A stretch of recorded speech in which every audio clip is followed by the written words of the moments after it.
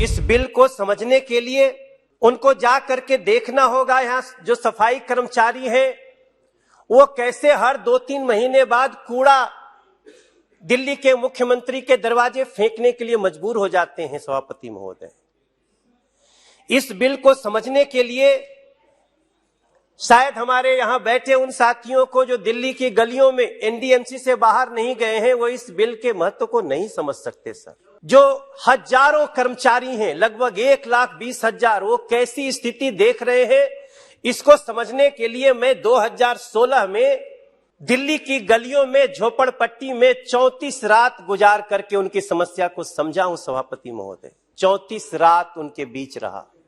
जब हमने दिल्ली के उन लोगों के, झोपड़पट्टी में रहने वाले लोगों के, यहाँ के कर्मचारियों के, सफाई कर्मचारियों के, शिक्षकों के, डॉक्टर्स के, जब हम उनके दर्द समझने के लिए उनके पास बैठे, थोड़ा समय दिए, तो उनका एक ही मांग था कि एमसीडी के वित्त को नियमित करवाइए, किसी भी तरह से इसके वित्त को डायरेक्ट करवाइए, इसके वित्त को ऐसा कराइए कि हम अपने बच्चों के दूध के लिए हमें सड़कों पे न बैठना पड़े। सभापति महोदय, अलग अलग करके एमसीडी को ये चाहते, हर विधानसभा के 2.5 साल बाद एमसीडी का चुनाव होता है, तब तक इतना गुस्सा हो चुका होता है दिल्ली सरकार से जनता को कि वो बीजेपी को जिताती है।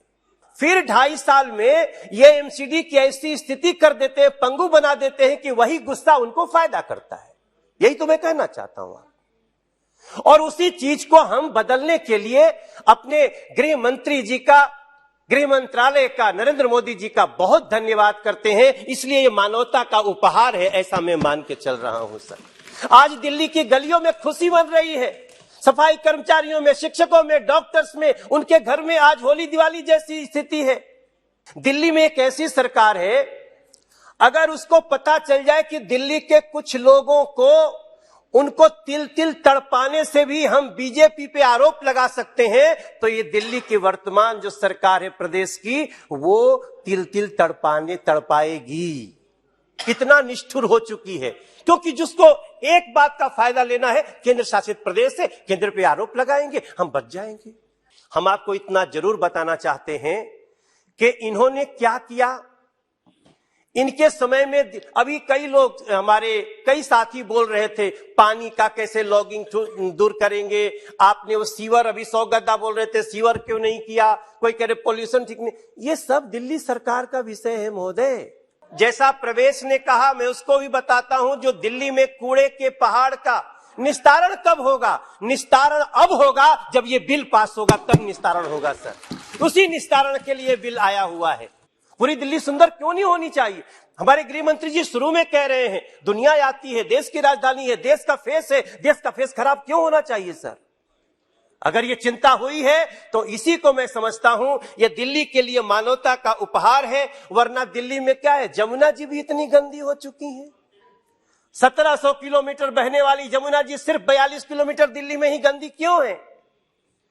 पीछे छठ आई थी, इतना एडवर्टीजमेंट से सारा छुपा के रखा था। छठ में जाके एक बहन नहाने लगी, सारी मीडिया टूट के पड़ गई। आपने भी देखा होगा अमोनिया फास्फोरस। दानिश भाई, कभी इसकी बात करो। निश्चित रूप से मानव का जन्म लेते ही पहला काम निगम से पड़ता है। हर कार्य निगम से शुरुआत होती है।